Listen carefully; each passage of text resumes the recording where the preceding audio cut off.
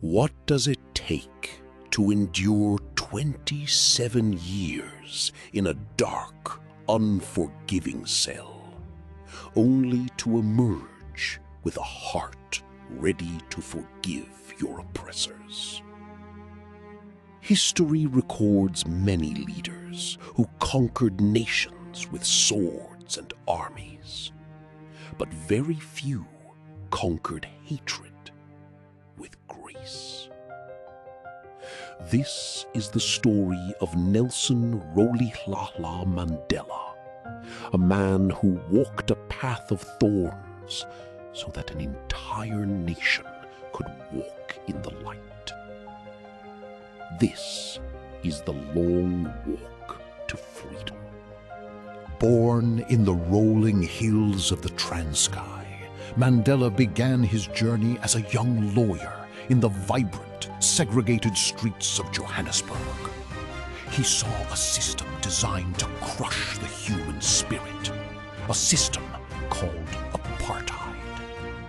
Laws that dictated where you could walk, where you could work, and who you could love.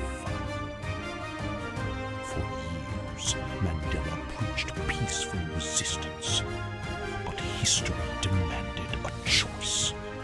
When peaceful protesters were met with bullets at Sharpeville, the illusion of peaceful reform shattered.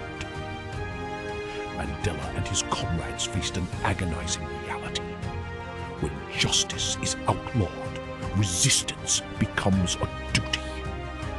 Thus, Umkhonto we Sizwe, the spear of the nation, was born. The state hunted him, captured him, and put him on trial in 1964, seeking to bury his movement forever. Standing in the dock during the Rivonia trial, facing the very real prospect of the death penalty, Mandela delivered a speech that would echo across the centuries. I have fought against white domination, and I have fought against black domination. I have cherished the ideal of a democratic and free society in which all persons live together in harmony and with equal opportunities. It is an ideal which I hope to live for and to achieve. But if needs be, it is an ideal for which I am prepared to die. They spared his life, sentencing him to life imprisonment instead. For 18 years on the desolate rock of Robben Island, they tried to break him. 14 hours a day in a limestone quarry, censored letters, total isolation. But while his body was confined to a 6 by 8 foot cell, his spirit remained completely unbound. Decades passed. The world chanted his name, Free Nelson Mandela. And finally, on February 11, 1990, the impossible happened. Hand in hand with his wife Winnie, a 71-year-old Mandela walked out of Victor Verster prison, raising his fist in triumph. Many expected him to demand vengeance. After 27 years of stolen life, the world braced for a racial war. Instead, Mandela offered something much more radical forgiveness. Stepping into the presidency in 1994, he chose reconciliation over retribution.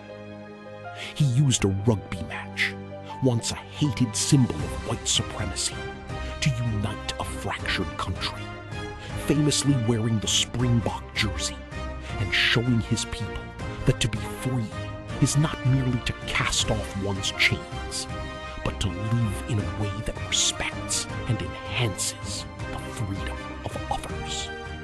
Nelson Mandela's journey teaches us that the longest walks begin with a single courageous step.